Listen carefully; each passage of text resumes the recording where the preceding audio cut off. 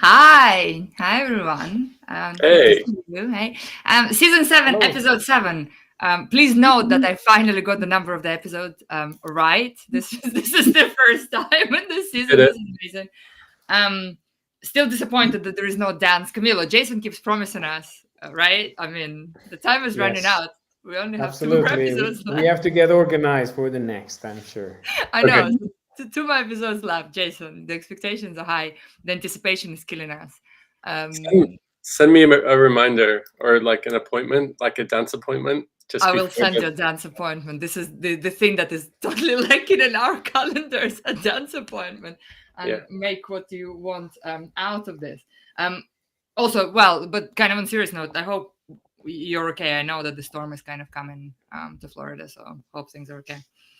Yeah, it's crazy timing for this, and my internet is not doing too well right now. But just thinking of everybody down south in Florida, it looks fine for where I am, but there's definitely going to be a lot of impacts on people's lives. So Right. we'll be watching that and thinking of everybody. Yeah. Well, so hopefully it's not too bad. Anyway, books. Yeah, books. Well, we're on to the third of our 4 reading episodes. Hopefully, you all listening and watching have enjoyed coming along on this trip with us. So far, in our first 2 reading episodes, we discussed Malcolm Ferdinand's Decolonial Ecology and Max Leboirand, Pollution is Colonialism. Amazing discussions. If you missed them, check out YouTube recordings or the audio episodes when they come out on Apple Podcasts and on Spotify or wherever you get your podcasts. So today we're continuing these discussions, and I'm particularly excited about this book because we're finally reading Paulo Freire. And those of you who follow our podcast know that Ksenia and I are big fans of Freire, and we always spend a lot of time engaging Freire's work and kind of linking back to things we've learned from his body of work. Today, we're discussing the last book that Paulo Freire wrote before his death, Pedagogy of Indignation. Yay! Yeah, so here it is. Indeed, I think big fans is probably understatement. Obsession might be a more accurate description of how we feel about Freire. So I was super excited that the audience chose one of Freire's books because, of course, it wasn't given, right? We only, I think, out of all 16 books, only one was Freire. So this is super exciting. But also, I'm super excited that Dr. Stella Carpi has joined us today. Hi, Stella. It's really, really Hello, nice. hello everyone. Really Thanks nice for to the have you invitation. on the podcast.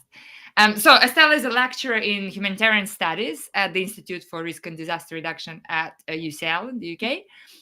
Estella is a social anthropologist, and her research mainly focuses on social responses to conflict-induced humanitarian assistance in the Levant and Turkey. And Estella's work revolves around identity politics in crisis-affected settings, anthropology of the state and humanitarianism, and the overlapping of welfare and emergency relief. Wow, I'm absolutely fascinated with your work, and I'm so glad that you joined us today to talk about Freire's book. Thank you so much.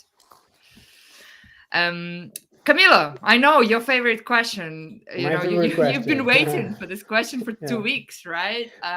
So Especially because the first time was a surprise. I didn't expect that question, but now I can get prepared. So it's much more easy. Not ooh, so necessarily what I'm okay. saying is better, but that's what I found. Maybe I Um, should prepare a surprise for the next episode. maybe Don't give this me any is ideas. no. Thank you, and nice to see you all, and thank you, Estella. Super nice to see you. Um, uh, Paulo Freire's book, as you said, was chosen by the audience, but was the only one there. You already mentioned that you are a specific fan.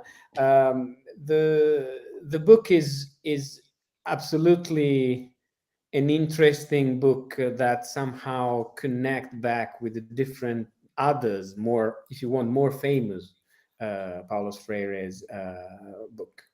You said already that it's been the last before his death. It has very two interesting introduction by two of Paulo Freire's most important scholars that carry the legacies within Latin America and outside of the book. It's pretty 2004, so it's not super recent.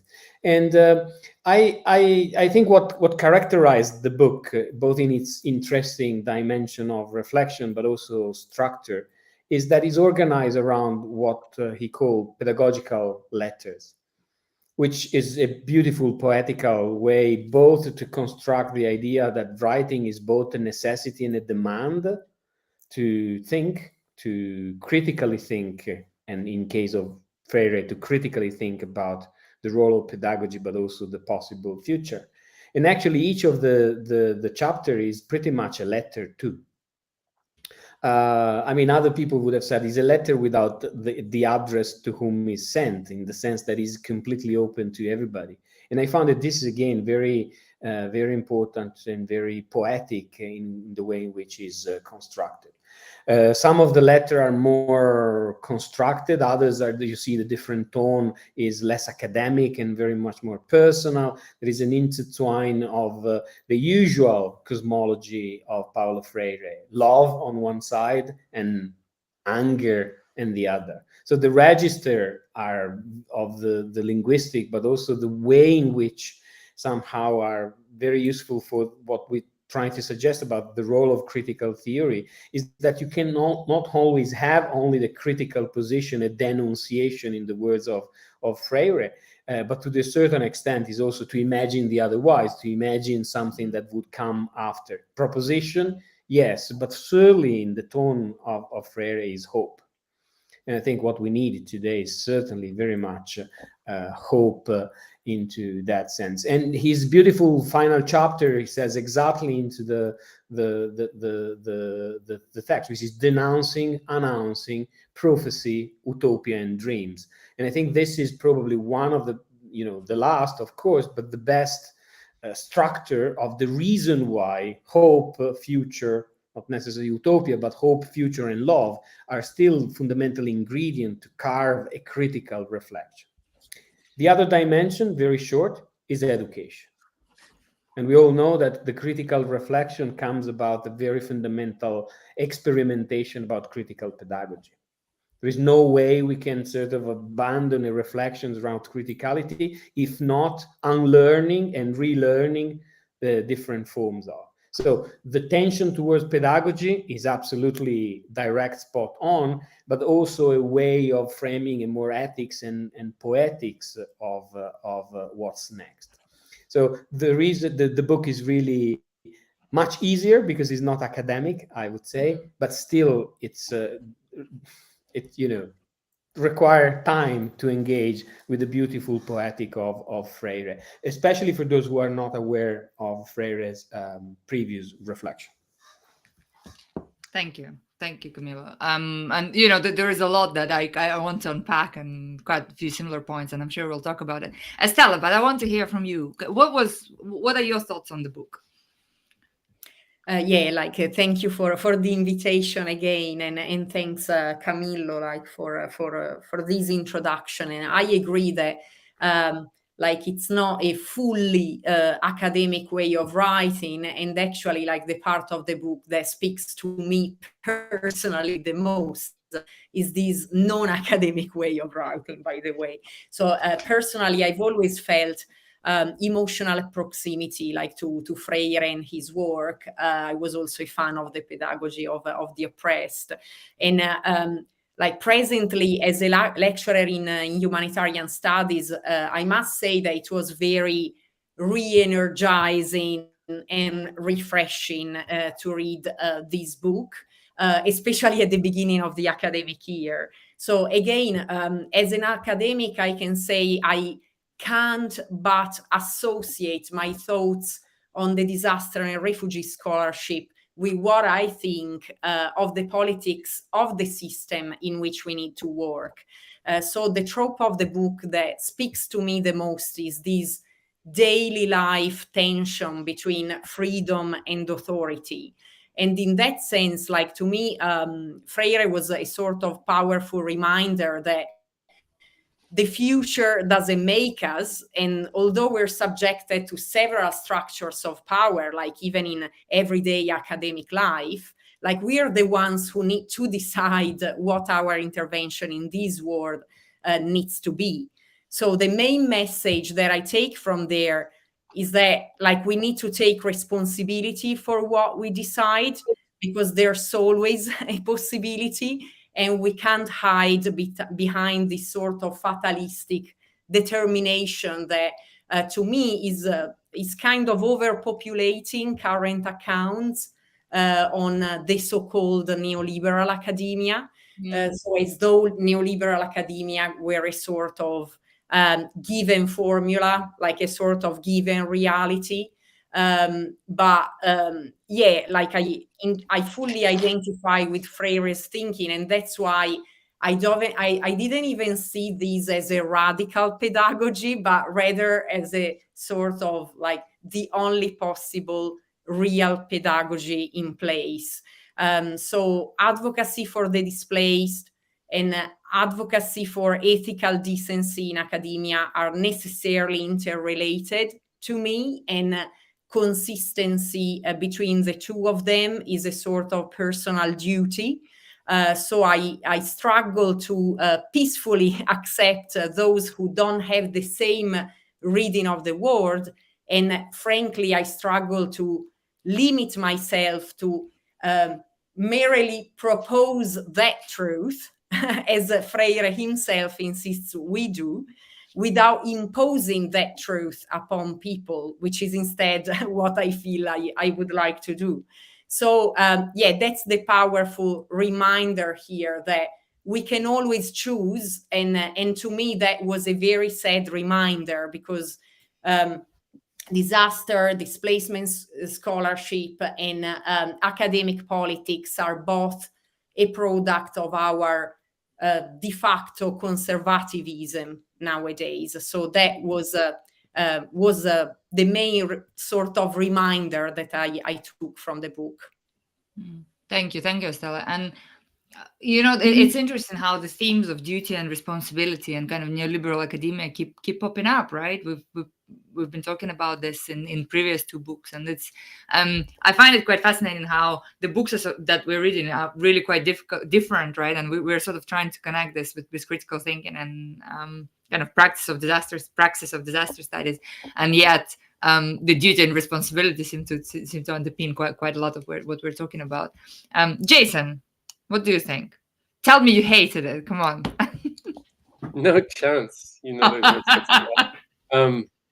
No, I think it's another book that has made me reflect on my own practice, and just in a different way, you know, than our previous discussions. Made me also reflect on like being a parent, obviously on being an educator, being a mentor, more in relation to like how people like be in the world, how they relate to each other, and like what and how I engage with communities that are impacted or living with risk, you know, which is kind of what I do all the time in my work. So made me reflect a lot. I really enjoyed the notes from Anna Maria, both in the preface, but also after some of the letters, because I think they were really gave context to like when this was written and what was going on, and just another dimension to each of the chapters, which was incredible. In the preface, she was writing about kind of linking to his broader body of work and saying about his legitimate anger, and where this book was where these letters were coming from, this sense of indignation, but also like a deep love for people, for humanity. And I think in I'm not sure if wasn't planning to read that, but she mentions you know, the balance, like the tension between love and anger, And I think that comes through in previous work, but also kind of permeates this book. And so some of the things that really stood out to me were a focus on change and on adaptation, and like a disobedience to the expectation of adaptation to injustice. And so that came through pretty strongly to me, and like just made me challenge myself about times when I like give in to the temptation to just adapt, to just be okay with things that are not okay. Especially as someone with responsibilities, to keep fighting things. And he talks about people quitting the struggle, accepting the status quo is quitting the struggle, I think he says later on in the book. And he talks about like how people in different positions can do that, and brings it back to like the idea of ways in which both the oppressed and the oppressor can both just adapt and give in to that situation and be passive. One thing I did want to read was about change, because he says that he talks about change as something natural, something essential, connects it to risk, which I think was really interesting in our field, talking a bit more about risk, but also talking about how change is like being part of change, shaping the world, making a impact in the world is like a struggle towards something. And in let's see, page 7 in the first letter on the spirit of the book. Yeah, I thought this was a really, really poignant extract. So I quote, "If my presence in history is not neutral, I must accept its political nature as critically as possible. If in reality I am not in the world simply to adapt to it, but rather to transform it, and if it is not possible to change the world without a certain dream or vision for it, I must make use of every possibility there is, not only to speak about my utopia, but also to engage in practices consistent with it." And I mean, in our society, in the academy, I think we're encouraged to reject utopian thinking, reject dreaming, reject things that are too difficult or that are not practical, are not pragmatic. And I just to finish, I love the way that this book encourages dreaming, encourages us to think of utopia, because that's what gives us hope, right? No, absolutely. And it is the kind of the struggle and the presence, right, that really connects to me, in particular, this book, to what we're trying to do in disaster scholarship. And I'm sure we'll come back to that. For me, as I already said, I was really excited to read this book, but I didn't know when this book was suggested that it's actually a selection of letters and essays. I kind of just assumed, that it would be more or less the same format, like Pedagogy of the Oppressed, right, or Pedagogy of Hope. And I actually really like this format because it made me appreciate more the idea of the dialogue, right? Which, of course, kind of critical to Freire's philosophy. It was almost like having a conversation with him, but also with the two people who wrote the opening. And actually, last week, sorry, it's a slight tangent, I got to see Freire's widow, Ana Maria Araujo Freire, virtually, because we here at Loughborough, we had Boaventura de Sousa Santos giving a public lecture, another fangirl, like there's not tomorrow, never mind. And so Freire's widow, she did the opening for us of de Sousa Santos's lecture. And so reading her introduction to the book and then kind of hearing her talk about Freire's work was really quite exciting, because I could see her engagement and excitement about this work, right, in the way that she critically reflects on her late husband's philosophy. And there was one thing that struck me in particular, and that is her emphasis on the fact that you cannot work with or for people if you don't love people. And I don't think that as researchers we appreciate this enough, right? The question of love never comes up, and because we're not supposed to love, right? It's kind of it's too emotional. It's not objective. I'm sure it's not rigorous. Some would argue. Now, how do you rigorously love? Maybe an interesting research question.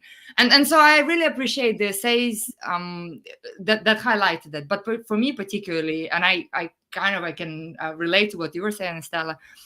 The essays on education, particularly adult education and hope, were especially prominent. So I want to read one very short paragraph, and it's from the essay called "Challenges to Adult Education in Light of the New Technological Restructuring." And so Freire writes, education is always a certain theory of knowledge put into practice. It is naturally political. It has to do with purity, never with puritanicalness. And it is in itself an expression of beautifulness. The necessary insistence with which I have been speaking about that point has led certain critics from the right to say of me that I'm not an educator or a thinker of education, but rather a political activist. It is important to state that those who deny me my pedagogicalness, drowned and nullified, according to them, in the political, are just as political as I am, except that obviously they take a different position from me. And is that emphasis on ideology, and then Freire later writes, I think in one of the last chapters, the ideology that demises ideology is really important, I think, when we talk about the politicalness of education, the political of practices that we all bring into our classrooms, right? Because how can we do this otherwise? And the whole idea of ideology or lack of such when we talk about disasters, and we've had this kind of resistance, over and over again from many established scholars. Disasters are not ideological, and we shouldn't be involved in ideological discussions when we talk about disasters. Kind of really, really resonated. And to me, this book and this paragraph in particular emphasize that education and pedagogy isn't just about teaching and learning, or perhaps isn't at all about teaching and learning, but instead they are kind of an ideological pathway for hope. Because as Freire writes, right, the revolution requires educated people who are also liberated people. And in other words, people who understand what liberation is all about, right? It's very hard to have empathy if you don't have that understanding. But the way our education system operates, in my opinion, that instead of giving this liberation, instead of kind of making the oppressed feel that their knowledge, instead it kind of makes the oppressed feel that their knowledge isn't recognized, right? And inevitably they feel that they become not aware of kind of how much they know, right? Let alone that there is a value to their knowledge. And so overall, these essays, as Freire is writing in particular, it kind of reminded me once again that we need to be more human, maybe, and because as humans we are then allowed to hope and to love. And they kind of showed that, whilst love may sound, trivial or naive, actually pursuing love is kind of the hardest challenge, right? If we think about it from the critical point of view, because love always requires humility, but also love permits kind of power of authentic dialogue, right? But only if we understand love as power. And just to wrap up, one point I want to make, and I would really like to kind of to hear your thoughts about this, is that Freire's work is radical, right? And we should treat it as radical. But what I've been seeing more and more, and similar thing happened with bell hooks' work, is that it's been kind of taken out of its political context, right? And almost been treated as sort of mainstream, really adopted by kind of liberal narratives. And so that whole idea of ideology has completely been removed. And that worries me a lot when the kind of the opposing ideology almost adapts and adopts the radical ideological ideas and make depoliticizing them overall. We see this in disasters, right? We see this with quite a lot of feminist literature. And in my opinion, we are starting to see this with Freire. But maybe I'm reading too much into what's happening. Well, I think it's super fantastic. We see the tonality of the different conversation that is happening is basically pointing to the fact that this is super rich and stimulus reading to many of the discipline and to many of the challenge that all of our disciplines are having, both in and within and outside university, I think. I want to make 2 points, maybe very quickly, and then passing over. The first one is I I think is even in the histories of that is in the way, and probably if we would have read the sort of the original language would have been different.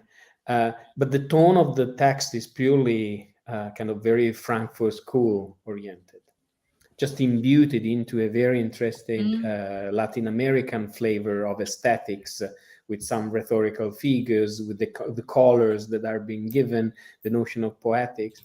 And I think that is very interesting because it's basically both Marxist on a very fundamental level.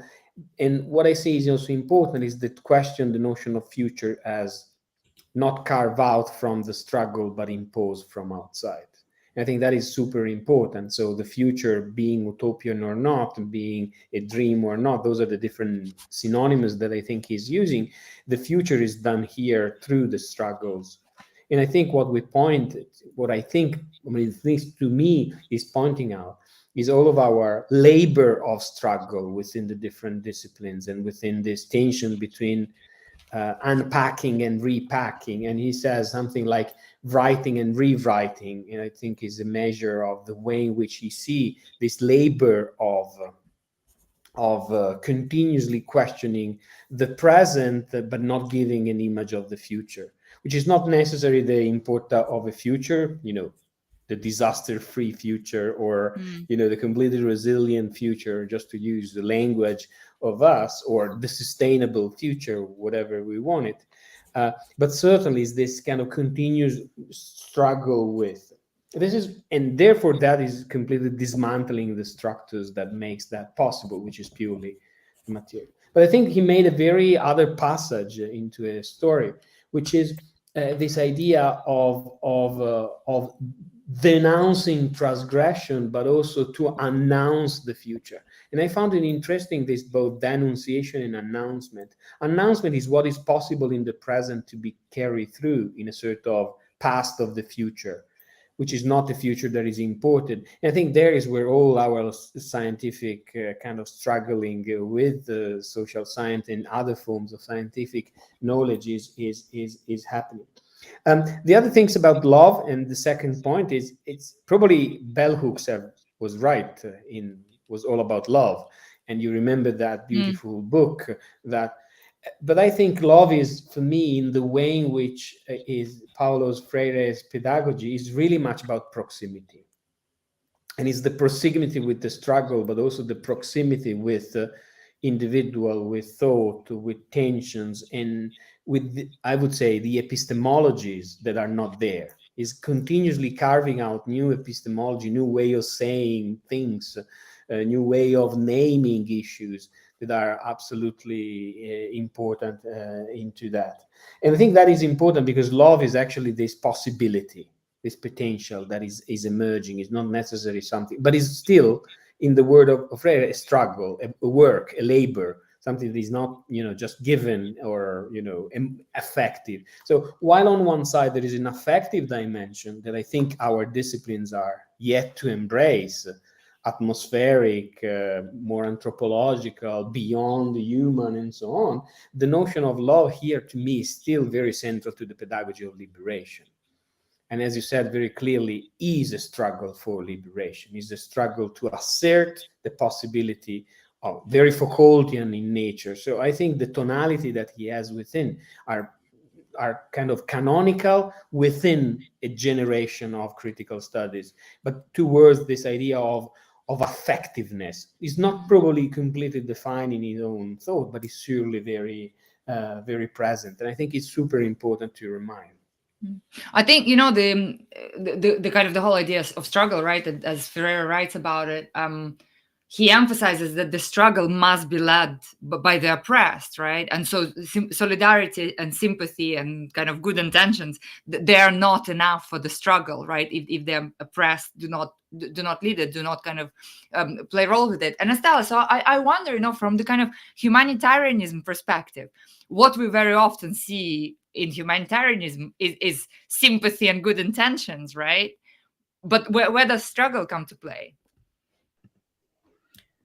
Yeah, so like, I mean, and again, like the point I would like to raise speaks to your comment earlier, Xenia. I mean, like nothing can be apolitical or depolitical or even depoliticized to a certain extent. So of course, like these are the dangers in a sense of teaching humanitarian studies as well, and it's something that I always want to speak to students about.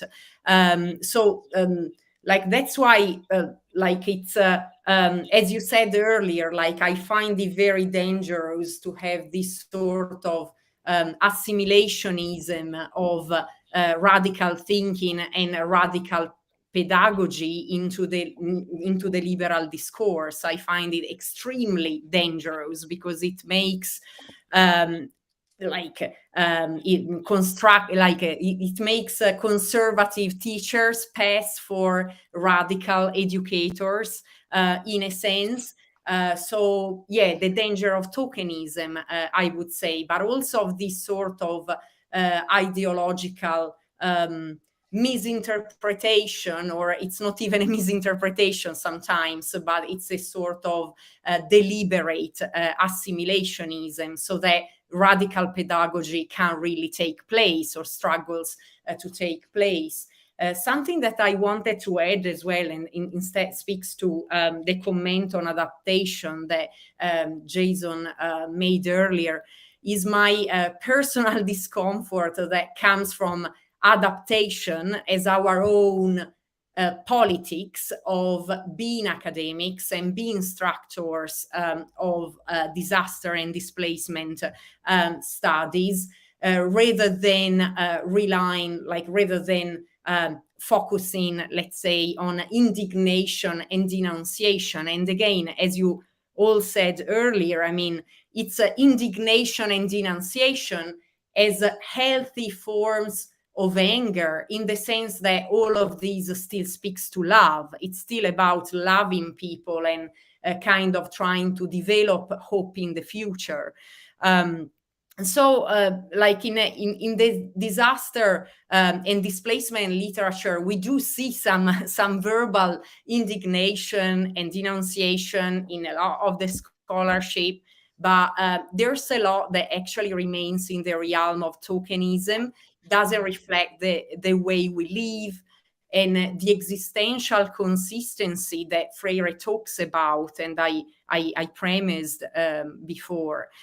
So in that sense, like I found it like as a very powerful reminder for myself as an instructor, that teaching indignation and teaching with indignation needs to be our own decision. So it's a decision that we either abort or we kind of decide to live up to.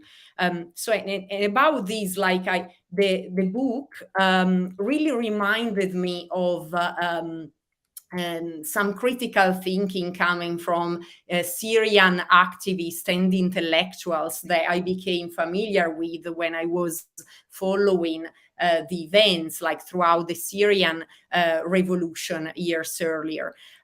So Omar Aziz is a Syrian activist and intellectual, for the sake of clarity. Like he died in Bashar al-Assad's prisons in 2013.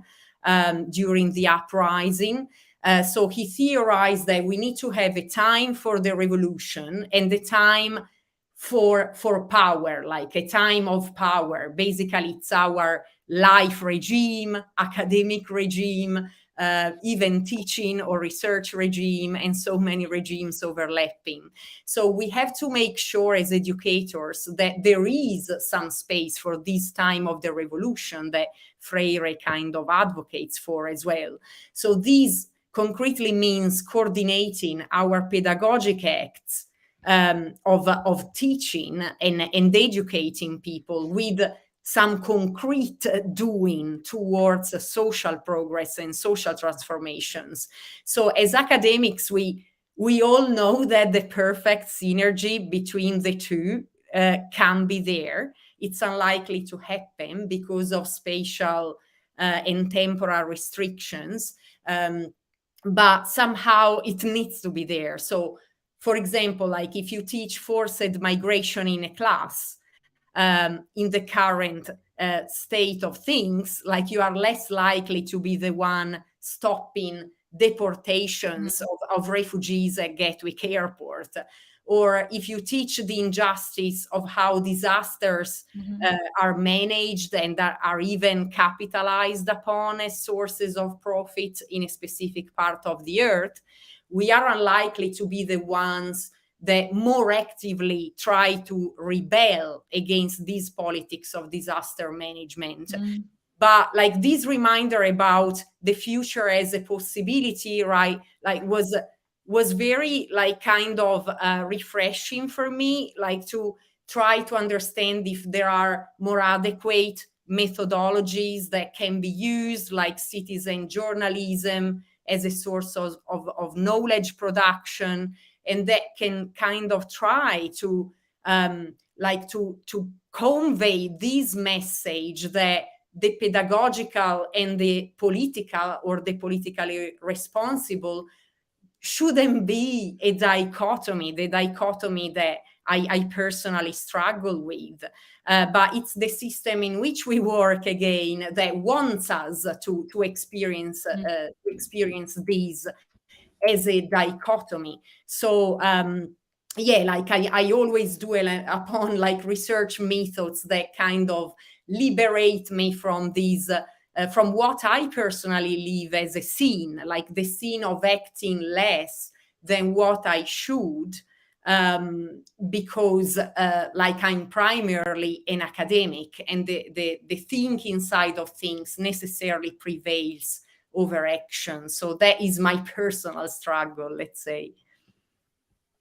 I find it fascinating, right? Because this is what kind of Freire writes about in, I think, first in the first letter, this sort of the like mangled self-esteem, right? And this kind of confused identity that is, of course, so difficult, right? When you're sort of almost choosing between a political activist, right, and a pedagogue, but of course, as he highlights, you're always both, right? It's sort of impossible to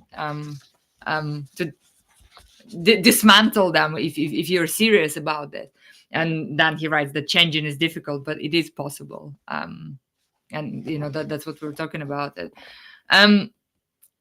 But Jason, I have a question for you, just in case you. I'm just going to interview you. Why not? We talked about struggle a lot now. Both Camilo and Estella reflected on it, and me as well.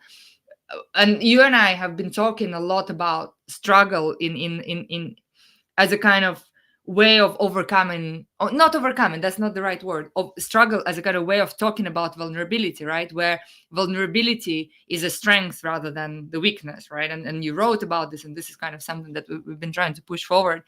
But of course, as Freire writes, that no one can overcome weakness without recognizing it. So, how do we deal with this in our pedagogical practices and in our disaster praxis rather than practices?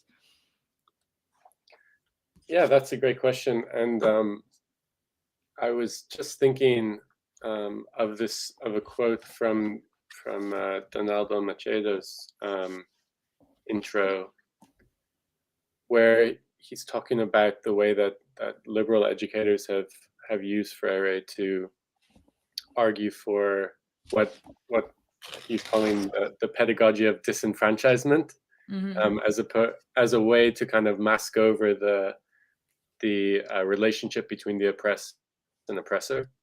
And I think that speaks to, in our field, to vulnerability as a concept, as something that just is there and it's nobody's fault. you know, and again, that's kind of a rejection of the fact that our society creates risk and creates unequal distribution of risk through systems of oppression and violence. And so, like for our discussions on how to maybe use that injustice in a transformative way, or in a way to band together, or to like grow solidarity, I think that's the perspective I would take to answering that dilemma. I think that as we write and discourse about vulnerability as a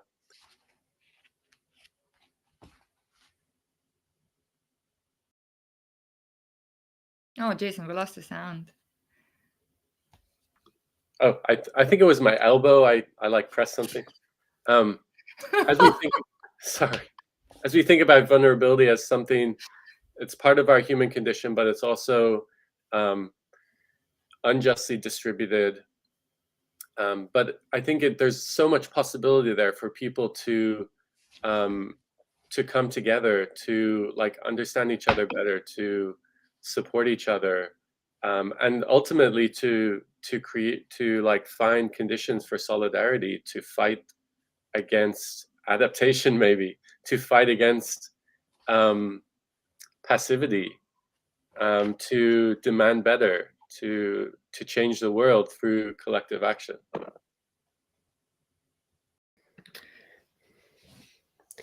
I think is interesting. Maybe one little observation that I found very useful. There is actually a little kind of poetry, or a little piece written by Paulo Freire at the beginning of the text, at least in the edition that I have. Mm-hmm.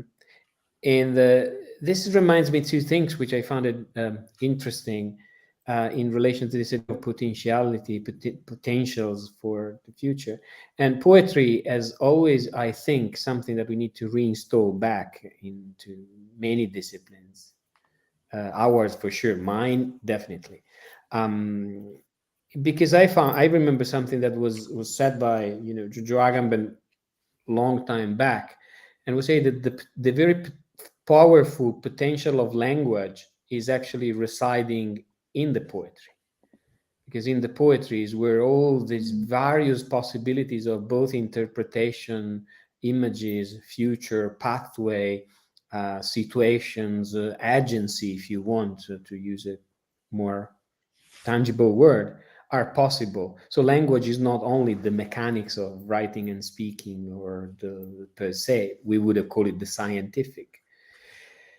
And I found that this is very poetic in that sense, poetic in terms of creativity and possibility. Is actually the poetry that allows us a lot of possibilities of seeing things. But on the contrary, the pedagogy, I think, is a field of experimentation, which I found it extremely interesting that Paulo Freire is, yes, it's a site of struggle, fantastic, but it's the place where we can, as teachers and educators, continuously embrace a fundamental struggle. Maybe in little gestures, stem from the curricula to the different ways in which we do shapes the relationship with the students or with the institution, with all the limitation that we all know, but surely is a site of struggle.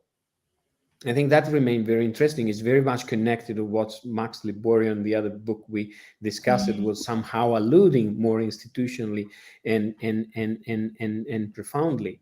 And you remember one of the fundamental, very originally Frankfurtian logic, very Marxian question was what to do. I don't think that Paulo Freire is actually suggesting us what to do. He's actually allowing different pathways to embrace, to experiment, I would say, which I do agree. The issue with radicality now is popularized and has been problematic. And actually, the risk that you point, Ksenia, is very risky, is very present to fetishize Paulo Freire, as to fetishize all the others.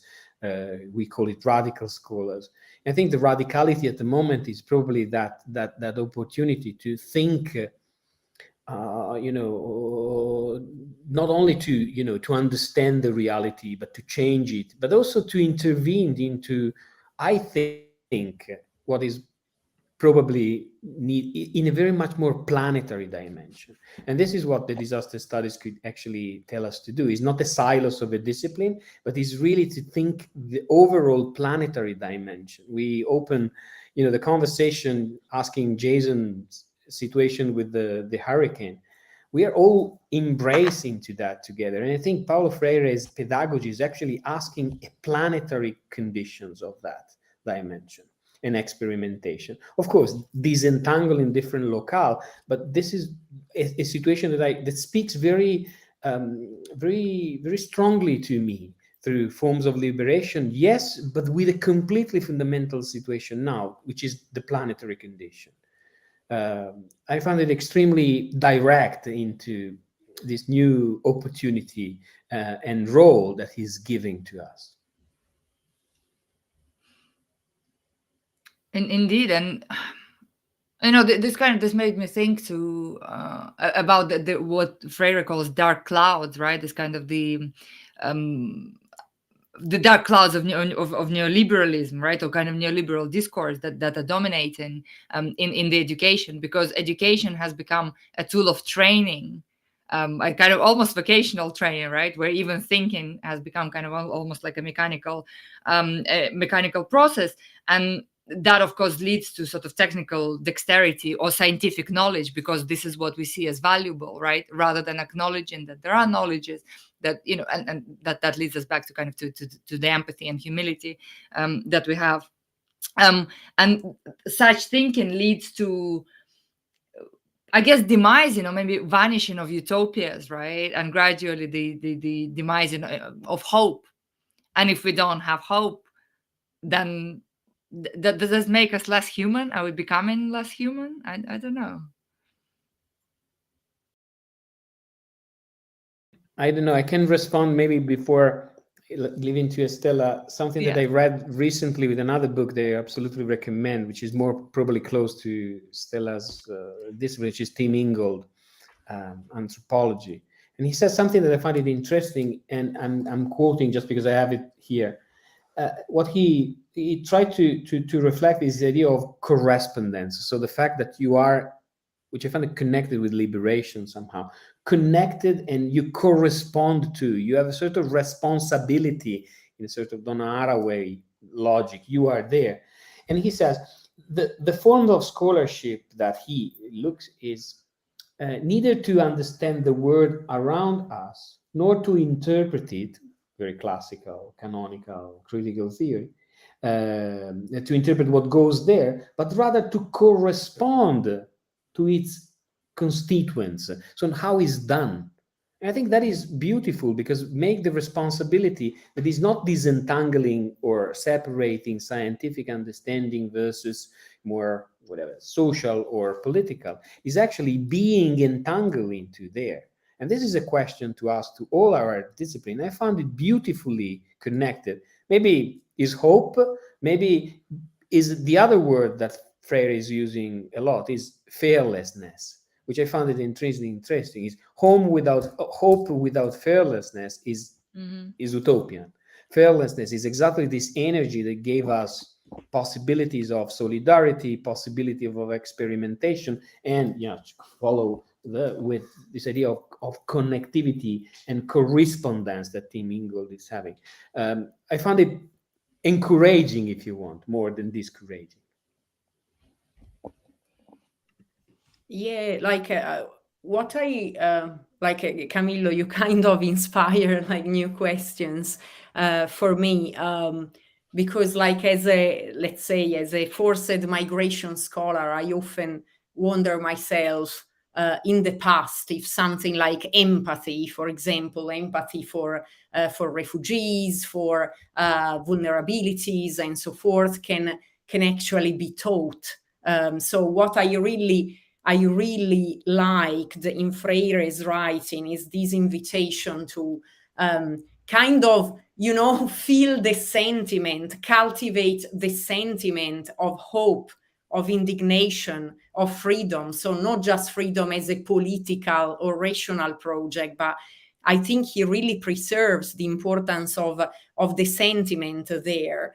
And like in my past readings, like I was kind of struck by Richard Ortiz's notion of sentimental education. So after then, I started wondering the extent to which we can really teach, we can really convey something like indignation, right? Like something like, I mean, this sort of political awareness as a sentiment as well, and not just like as an idea, is something that we hope people will cultivate themselves.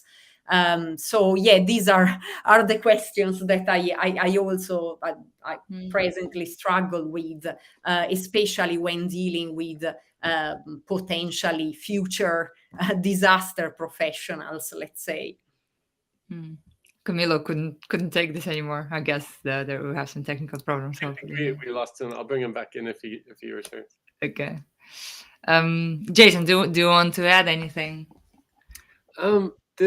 The only thing I think that I was trying to think of, bringing this back around to disaster studies, is like the challenge for me, like, you know, that we're facing right now with like engaging with funders, engaging with like peer reviewers, engaging with our institutions. All of those engagements have like expectations and norms that are way far away from the discussion that we're having, right? And have an expectation for, like you said earlier on, Ksenia, objectivity, like scientific like Western scientific rigor, sure, generalizability, all of these things, as well as like compromise and apolitical agendas.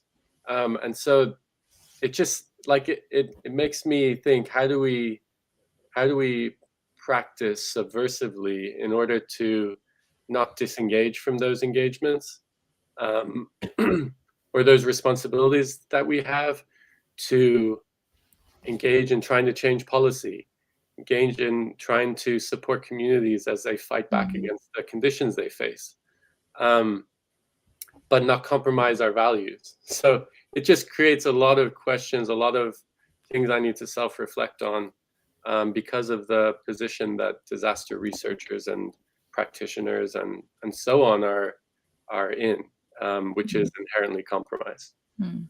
For sure. And I really love that today's conversation kind of posed more questions, or left us with more questions that perhaps, you know, we started with, right? And so almost every reflection ended up with question, and that's interesting. And we have to wrap up. You know, this is an hour is just not enough. We okay, next time, Camilo, we schedule this for like 10 hours and then we sit and talk. It'll be great. But once again, I really appreciate reading with you all. And Estela, thank you so much for joining us today. It's been wonderful to have you. Thanks to all of you. It was a pleasure. And before we finish, let me just remind you about the book. One last book we're going to read in the season. And in 2 weeks, we are reading Silvia Federici's Patriarchy of the Wage, which is, of course, a book that is very much Marxist in its foundation. So we hope for the audience you will join us in reading it. And we also want to know what you are reading. So please join our audience episode, which will also be our final episode, and tell us about your favorite books. Do you read disaster studies? Do you read outside disaster studies? What do you read? Why do you read those books? Jason and I are always open to book suggestions as well. That's all we do. We read. And follow us on Twitter and on any podcast apps. And of course, enjoy the rest of season 7. See you next week. Or in 2 weeks' time. Bye-bye. Bye. Bye.